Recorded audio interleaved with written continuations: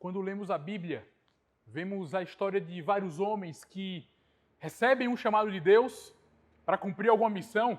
E é interessante que alguns deles, logo depois, eles dão uma desculpa para não cumprir essa missão dada por Deus. A gente vê isso com Moisés, por exemplo. Moisés, ele recebe a convocação para ser alguém que iria libertar o povo de Deus das mãos dos egípcios. E aí ele fala para Deus, não sou eu a pessoa, não sou eu o homem. Eu não sei falar, quem sou eu para ir diante de Faraó? Manda outro no meu lugar. A gente vê isso também acontecer com Gideão. Gideão, ele é convocado para derrotar os midianitas e libertar também o povo de Israel. O que acontece é que Gideão, ele argumenta falando que ele é o menor na casa do pai dele, ele não se sente capaz. A gente vê também isso acontecer com Jeremias. Jeremias é convocado para ser profeta às nações. E ele fala, eu não sei falar, eu sou apenas uma criança. É interessante que, na verdade, esses homens, apesar de terem duvidado no primeiro momento, de terem não aceito no primeiro momento o desafio, eles foram muito fortes. Eles se encheram de Deus. Eles estavam cheios da palavra. E conseguiram vencer os desafios, vencer o maligno, e adiante daquilo que Deus tinha colocado para eles e cumprir. Moisés libertou o povo de Israel. Gideão derrotou os midianitas. Jeremias foi um grande profeta. E que grandes homens de Deus foram eles. Eu acho que a nossa juventude não está vivendo esse momento por acaso. Não está com esse novo momento por acaso. Acredito que estamos sendo chamados por Deus para algo dentro da nossa casa, da nossa comunidade, do mundo, das escolas, das universidades, dos lugares que nós convivemos, na nossa vizinhança, no nosso trabalho. Mas antes de entendermos que juventude seremos para essas coisas, eu quero te perguntar, que juventude seremos para Deus? A nossa juventude sendo formada por jovens e adolescentes, por você que está aí assistindo, eu quero te perguntar, quem você será para Deus? Nos seus planos, por exemplo, está participar das missões de Deus? Talvez você se olhe e se enxergue, talvez como esses homens que acabei de citar, que não se enxergavam como um instrumento de mudança, como alguém capaz de mudar uma realidade, como alguém capaz de ser uma influência na vida das outras pessoas. E eu te pergunto, que jovem eu serei para Cristo, que jovem você será para Cristo? Um dia, um jovem chamado Timóteo, ele recebeu uma grande tarefa. Ele tinha em suas mãos a responsabilidade agora de liderar, de ser como um guardião, um mantenedor das coisas que Paulo ensinou na igreja de Éfeso. Paulo então escreve uma carta para Timóteo, com algumas instruções, várias recomendações para esse jovem. E essa noite, nesse instante, eu quero pegar especificamente as instruções do apóstolo Paulo a Timóteo, que estão escritas em 1 Timóteo, capítulo 4, versículo 12. E delas eu queria tirar algumas lições para a minha vida, para a sua vida, para a nossa vida. E veja que instruções preciosas o apóstolo Paulo escreve aqui para Timóteo. Está escrito assim: ninguém o despreze por você ser jovem. Pelo contrário, seja um exemplo para os fiéis, na palavra, na conduta, no amor, na fé, na pureza. É interessante que essas recomendações aqui, elas começam combatendo uma possível desculpa. Uma desculpa que talvez Timóteo pudesse dar. Uma desculpa que talvez as pessoas, os fiéis da igreja de Éfeso pudessem dar ao não aceitar um jovem receber as instruções de um jovem como Timóteo. E é interessante como somos especialistas em dar desculpas. Como somos especialistas em dar desculpas para justificar a nossa vontade de desobedecer, por exemplo. Adão desobedeceu, mas a culpa foi da esposa que tu me deste, Senhor. Ele fala. Jonas desobedeceu, mas é porque aquelas pessoas, os ninivitas, não merecem o teu perdão, Senhor. Eles são cruéis. E se eu for lá, eu vou sair trucidado de lá. Fora isso, fora as nossas desculpas, ainda temos que enfrentar as desculpas ou as acusações que os outros jogam para nós. Por exemplo, para que não prossigamos rumo ao que Deus tem para nós. A gente escuta direto: você não irá conseguir, você não é capaz, você é somente mais um. Muitas coisas são faladas sobre nós, muitas coisas são faladas para nós no intuito de nos desprezar. Outras vezes, outras palavras são ditas para nos desqualificar. Você é muito jovem, você é imaturo, você é incapaz. E eu quero te perguntar, quais são as desculpas que você tem dado para Deus? Uma desculpa que a gente dava frequentemente era o tempo. E agora que a gente tem tempo? Outras coisas. Quais coisas, por exemplo, você tem escutado das outras pessoas sobre você? Além das suas desculpas, além das coisas que você mesmo traz na sua mente, que outras coisas você escuta das pessoas sobre você? Você se sente, ou você já escutou alguém falar que você é incapaz? Eu sou contigo, diz o Senhor para você. Você se sente ou escutou de alguém que você é menor entre todos? Eu te escolhi no ventre da tua mãe, afirma o Senhor para a sua vida. Você se sente, ou alguém te falou que você é fraco? O meu poder se aperfeiçoará na tua fraqueza, diz o nosso Deus. Para Deus, seremos uma juventude, seremos jovens e adolescentes que não deixaremos ser desprezados por causa das nossas desculpas ou por qualquer coisa ou outras coisas que venhamos escutar do outro. Pelo contrário, nós seremos exemplo. Nós seremos exemplo. E que desafio temos em nossas mãos para sermos exemplo? Um grande desafio. Porém, para seguirmos essa recomendação de sermos exemplo, é impressionante porque a gente não está sozinho. Temos a ajuda dele. Não será simplesmente por meu esforço, pelas minhas próprias forças. Eu não vou encontrar a força dentro de mim, mas eu vou encontrar a força no Senhor. Ele nos ajudará. É pela ação dele em nós que podemos ser exemplo. É como a lua que recebe a luz do sol. E assim como a lua brilha, também que possamos brilhar a luz do Senhor através das nossas vidas. Só podemos ser um exemplo de cristão. Só podemos ser um exemplo se estivermos cheios de Cristo, cheios da palavra dele, cheios do Espírito Santo de Deus. Porém, a juventude é um tempo difícil. Você sabe, você está enfrentando isso. A juventude é um período da vida onde existem muitas tentações, muitos obstáculos, muitas investidas do diabo nas nossas vidas. E isso atrapalha muito a gente, atrapalha muito eu e você, no nosso objetivo, no nosso intuito de termos uma vida de exemplo. É interessante que 1 João, capítulo 2, versículo 14, nos fala sobre jovens que venceram o maligno. 1 João, capítulo 2, versículo 14, fala o seguinte: jovens, escrevi a vocês porque são fortes, e a palavra de Deus permanece em vocês, e vocês já venceram o maligno.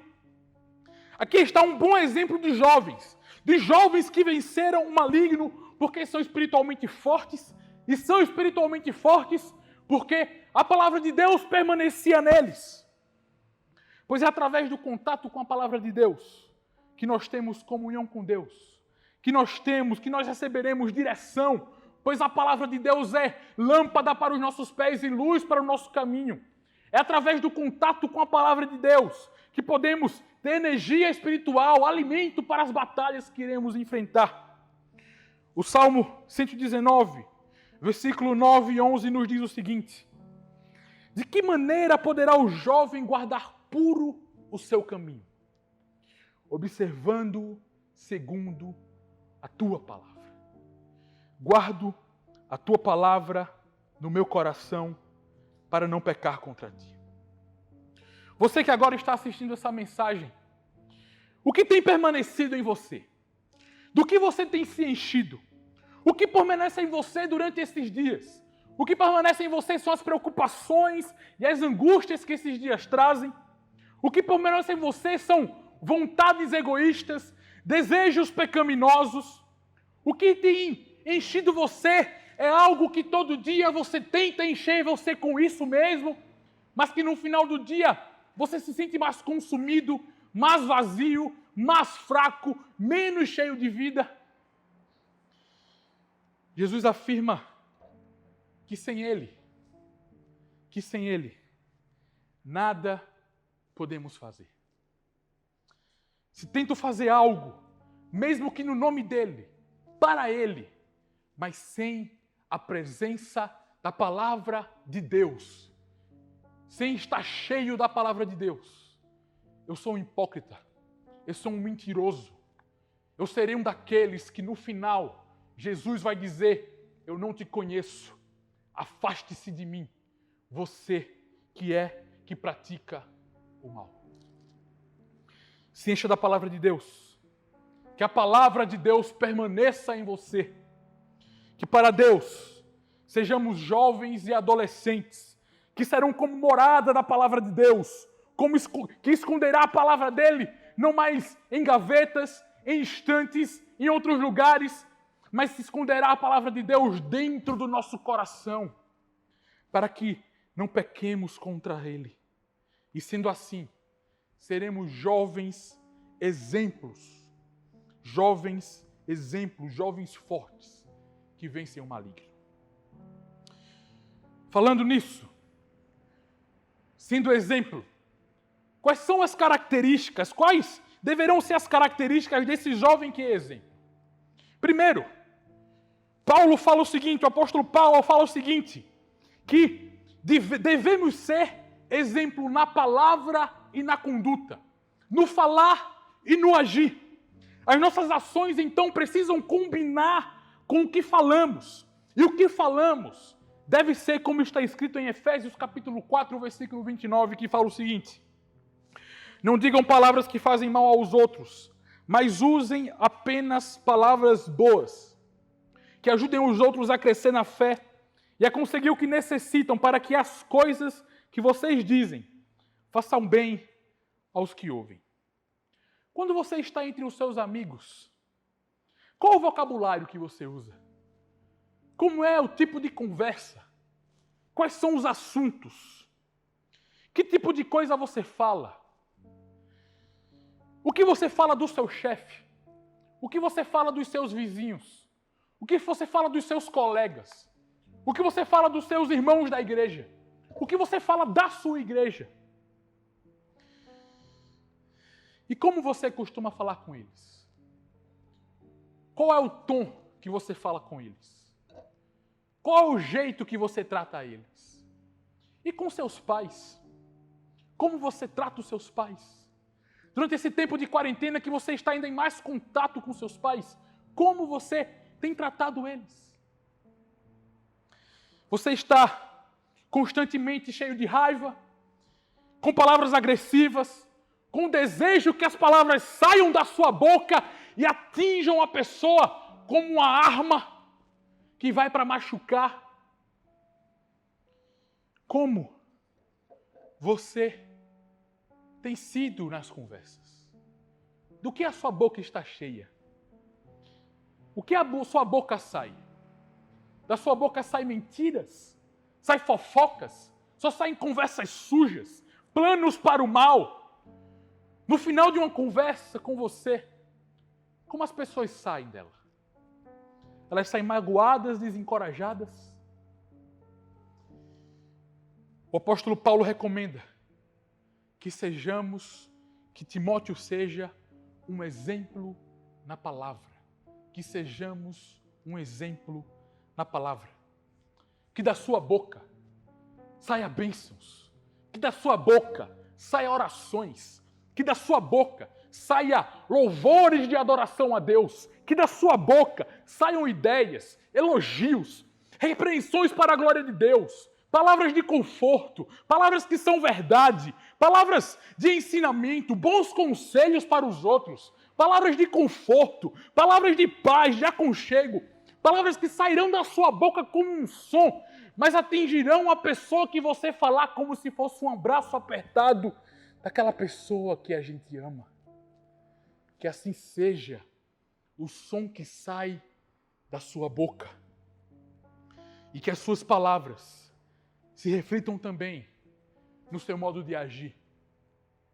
Um modo de viver que reflete que em você permanece a palavra de Deus, que em você habita o Espírito Santo de Deus. Por fim, devemos ser exemplos no amor, na fé e na pureza. Que todos os seus atos sejam feitos com amor. E que esse amor seja demonstrado para Deus e para os outros, para as pessoas. Que o Way seja uma juventude formada por adolescentes e jovens, cheios de fé, que acreditam que Deus pode fazer grandes coisas, que acreditam que Deus já está fazendo grandes coisas em nosso meio e ainda fará muitas outras que a gente vai ver. Que tomarão decisões, não apenas levando em consideração as coisas que a gente enxerga, as circunstâncias que a gente está vivendo, mas também levarão em conta o sobrenatural de Deus, o que Deus pode fazer para modificar as coisas que parecem que não tem mais jeito. E por fim, que sejamos jovens e adolescentes puros, com intenções e motivações puras. Que a nossa motivação, que a nossa intenção seja sempre glorificar a Deus, assim como está escrito em 1 Coríntios 10, 31. Quer que você coma, quer você beba, quer você faça qualquer outra coisa, faça tudo para a glória de Deus.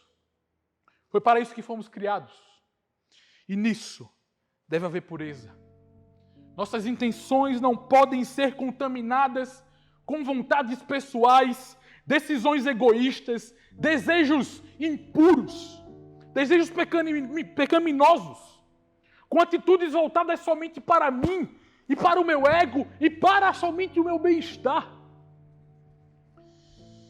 Mas que minha motivação, que a sua motivação seja honrar e glorificar o Deus que me amou, que te amou, que morreu na cruz em nosso lugar, que veio ao mundo e que mesmo existindo na forma de Deus, não considerou o ser igual a Deus algo que deveria ser retido a qualquer custo. Pelo contrário, ele se esvaziou, assumindo a forma de servo, tornando-se semelhante aos seres humanos e reconhecido em figura humana, ele se humilhou, tornando-se obediente até a morte e morte de cruz.